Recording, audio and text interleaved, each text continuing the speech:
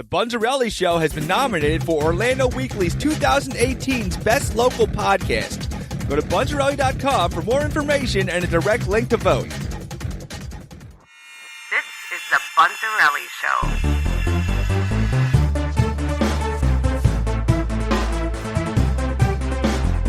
Continuing off a long and rocky road that started in 2013 with DC's Man of Steel. So right now, the DC Universe is in a weird place, and our first post-Justice League movie, Aquaman, starring Jason Momoa. I just saw the trailer, and first I want to welcome Steve to the show. How you doing, Joe? And, I tell you, watching this trailer over and over for the show prep, I'm finding more and more, I'm finding myself intrigued with this and excited about it. Steve, what were your impressions of the trailer? Joe, I'm not a superhero kind of guy. Not like you. You have a passion about him. Yes. I'll watch it if it's on. This one, I want to go and see it. Yeah. So the trailer's done its job right off the bat. It's visually different, and I tell you, I'm not a big 3D guy. I find it distracting a lot. And I usually opt out, even with the Star Wars, or no matter how much I want to see the movie. I've never been much of a 3D thing, but this one I feel like I'd want to see in 3D. Yeah, absolutely. I feel like I've seen the set before in another movie. In the Star Wars movie, when they went underwater. Yeah, Phantom Menace. That's I kind of feel like when you saw the underwater sequences, I've seen that city before somewhere. Yeah, it's got notes of that, definitely. Yeah, I wouldn't usually go and see a movie, a superhero movie or a DC movie, but this one I think I would go and see. Aquaman, you remember Man from Atlantis? I mean, way back when? I know you were into it. I don't know much about it, so if you want to refresh me on it. It was an actor called Patrick Duffy. He was actually in Dallas. Okay. The TV show. And he was like this underwater guy, but I've just done like a few minutes research before we came on here. But I didn't really like the heritage of Aquaman. He goes back a long way. Yeah, you pulled out some interesting stuff. So, 1941 was when he first appeared in DC Comics, which is, and he's morphed over the decades, 50s and 60s. And from what I can tell, this new incarnation of Aquaman comes out of the Silver Age of the DC Comics series, like late 50s, early 60s. And it looks like they're following the Silver Age incarnation of Aquaman, early 60s, late 50s, and how he was, how he came and was found and was incarnated and yada yada. So I think it's interesting how they followed that angle. Visually, Aquaman's always kind of had a disadvantage just because of the nature of the character. Because in your head, you go back to that Super Friends cartoon, where he's wearing that orange spandex and just the goofiest of. See, DC had an advantage and disadvantage because, like you said, Aquaman was the 40s. The big Marvel heroes were in the 60s. So DC had the advantage of, here's your guy in a cape that flies, the Batman suit, the Wonder Woman, simpler, more easier visually to accept. But what happens is, in the long run, they had that corniness. Right. So they had to turn Aquaman. How do you make Aquaman cool? And that's why he has his visual appearance. Yeah, how do you make him cool? I read early on the incarnation of Aquaman, he was the butt of a lot of jokes. He didn't have any superpowers. He was just he could breathe underwater. Whippy-doo. Oh yeah, he'd water ski on some dolphins. He would just do. They couldn't even figure out what he did. Well, you can be a Disney show guy. Yeah. But there was a lot of Mickey taking. There was a lot of people didn't take him seriously as a superhero. No. So obviously they've reincarnated him as some guy that can get out there and kick some butt. Just look at his character. Look, he's a muscly dude. Look at the size of him. They chose the right guy. Yeah. If that's what image they want to, put over, because it is. All superheroes have to be larger than life characters, and I never thought Aquaman was a real superhero. I just thought he was a cool dude that lived underwater. But he's actually got powers. What can he can swim super fast. He can breathe underwater. That's pretty cool.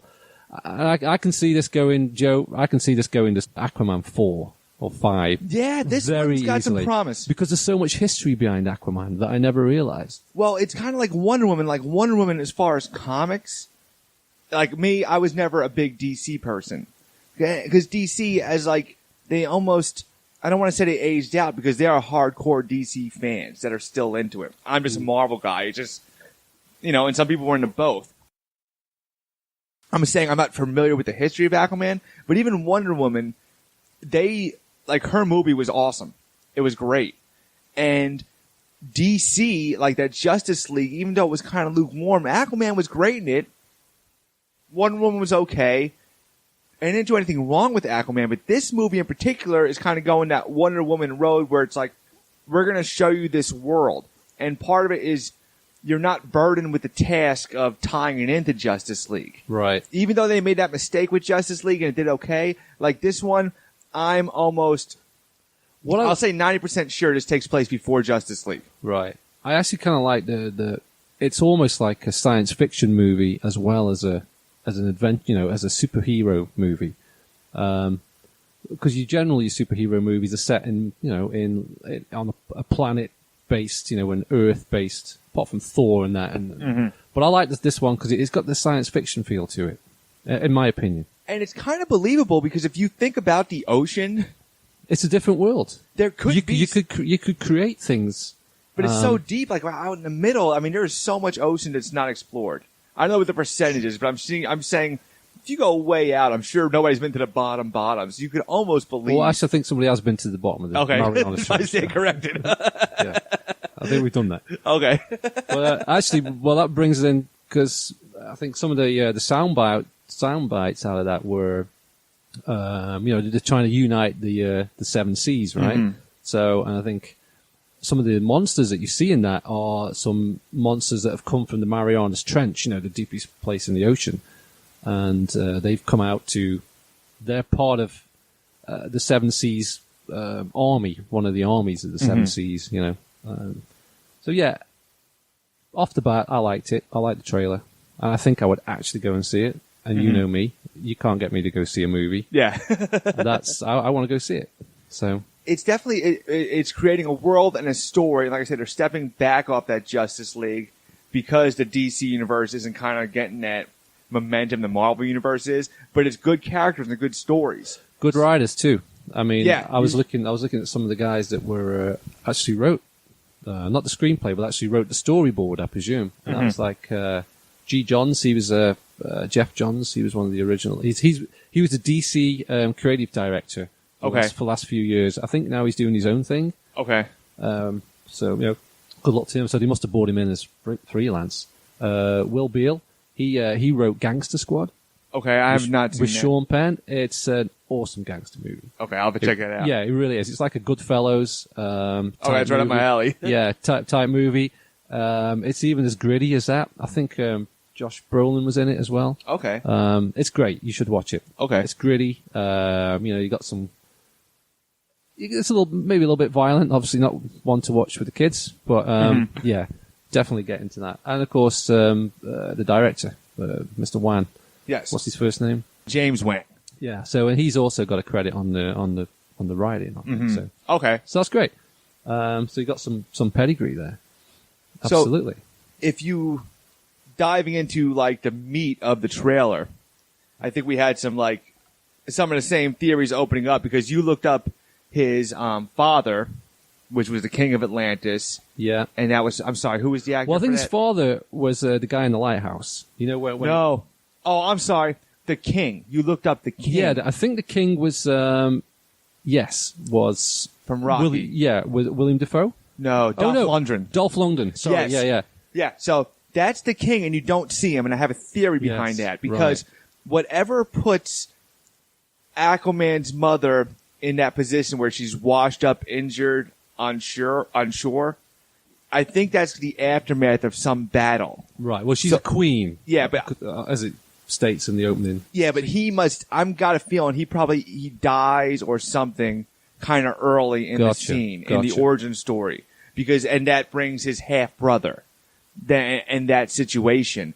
But it's really interesting bringing in. Well, where would the half brother come from? I would say the half brother is human brother or half. No, I think the Atlantis brother. I think the Atlantan king, played by Dolph Lundgren, right, is the father of the brother. Okay. And then I think he dies. He dies, and whatever situation puts the queen on shore, and then with that human father, she has Aquaman, which is why it's the half-brother. They have different fathers. Right. I think the original Atlantean king, it's going to be the aftermath. Yeah. From what it looks like, it's the aftermath of a battle. Well, because it's got to kill the king and have the queen wash ashore. Okay. Yeah. That's my theory, because you don't see Dolph Lundgren in any other part in the trailer. No. That's why, it's just a guess. That's what I'm thinking. Well, and it's all guesswork, isn't it? I mean, yeah. We don't have the inside scoop. And it doesn't come out till December. The other guesswork I'm putting together is I have a feeling the mother also is going to die kind of early in the film. Because from where it shows you like he's in school. I think she does die early. And I think, isn't there a scene where he's standing next to Mera, was it? And there's another guy. Wasn't that his father, the lighthouse keeper? Oh, maybe that was it. Maybe that was the funeral or something. Yeah, well, who knows? Yeah. But yeah, the three of them are together. So obviously, I think you're right. I think he is raised by his dad. Yeah, because it's Hera that comes and gets him. So it's not like the queen brings him back. And in the early scenes of the trailer, he's obviously in a human world. He's visiting an aquarium. You know, you don't really see much of his mom, and then obviously he gets picked on, as every young superhero does. Which probably gives him his edgy attitude and everything too, his little rebellious, which is cool. It's character development. Yeah. And he has a word with the sharks, and then, the big kids back off. So that's cool.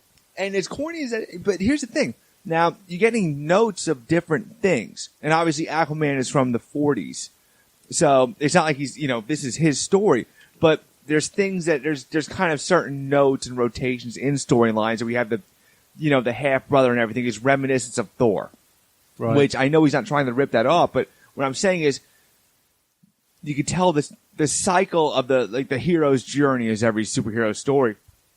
But the real sell is this Atlantis thing. And they're kind of selling it well visually. And you can't tell too much how, until you're actually watching the movie, how they're going to explain all this and the history behind everything. But it's definitely intriguing and interesting. Like you said, kind of like that fantasy thing. Kind of like a Moby Dick. Well, his character's obviously, he's a Superman of the sea, isn't he? I mean, yes. He's looking at the trailer, I would say he is obviously on the side of the human world. Mm-hmm. Obviously he was raised in that world. So I presume, that's where all his friends are, yes. And it appears he's going back to the Aqua world, the world from which he's not really familiar with. He still has all the powers that a lot of these people have, so he's going back to this world, obviously to try and become the king again, because the king's obviously not a good guy, I guess. His half brother. He's trying to reunite those tribes, if you want to call them, from the Seven Seas to go and take on the human world. So we got Mera. I want to talk about her real quick because we were introduced to her in Justice League, and we kind of didn't really get a feeling what her relationship is with Aquaman, whether it's a romance thing, whether it's... I'm not really sure what her role is in this movie because it was never really explored in Justice League. Brother-sister angle or girlfriend angle? Well, you know what? He says people I love, so I really don't know. Because that's all you see is love. So I can't tell if it's a romance thing. Well, I think he was more talking about people in the human world. Yeah. In that respect, people he loves. Yeah, because he's going to get caught in this war thing that's going on. And actually, when it gets to that point in the trailer where they're actually showing like the brace for battles, a lot of the visuals, they start showing you these undersea creatures. They show you some crazy, like, cross shark, alligator, whatever things. Now the sky's the limit with imagination. Like you said, as far as the seas go, there's, I think that is a true fact. Even though it's wrong with the ocean, somebody's been to the bottom, but I believe there's still a sea life that hasn't been discovered. There's some crazy stuff down there. Yeah, absolutely. Yeah, but I think we're still discovering species. Yeah. Correct me if I'm wrong, but there's still like something that pops up that we've never seen before. But it's still a movie, and you've got to get these interesting. Oh, yeah, you got to buy into angles. A little fantasy. Yeah, you've got to buy into a lot of fantasy. You've got to go with a completely open mind. But some of the scenes in that trailer, I thought they really captured the comic book essence of the character. There's a scene there where the monsters are. He's jumping off the ship like a trawler, and it's a cross section of the ocean. And I don't think that's been done before. I haven't seen anything like that done before. So you've got a ship, you've got the ocean, and you got all these monsters almost piling in on top, chasing after Aquaman, and I don't know who's with him. And he's shooting down into the ocean with his super Aquaman speed, and all these monsters are coming in. But the way it's portrayed on the big screen, I think was done really well, and it really did capture that essence of a comic book. Yeah, you pointed out to me because we'd gone through the trailer a couple of times. For some reason, that visual slipped by me, and you slow it down and look at it, and it's like, that is the most original thing I've ever seen. I've never seen anything done like that, cinematically, and original scenes like that are what make imprints on things and what make things kind of different. And we know you can do anything now. Yeah. I mean, you can, whatever you can imagine in your own mind set, or whatever you can put down on a storyboard, you can put onto the big screen. Mm-hmm. But I thought that was particularly well done. I thought a lot of the scenes I've seen are particularly well done. But then there's other scenes. I like the comedy one-liners. Every movie has its comedy one-liners, and it even opens with, "Hey, that was the worst pep talk I've ever had." Yeah. And of course, that scene is there's nothing really behind that scene apart from there's no visuals. There's just the words, there's just the dialogue.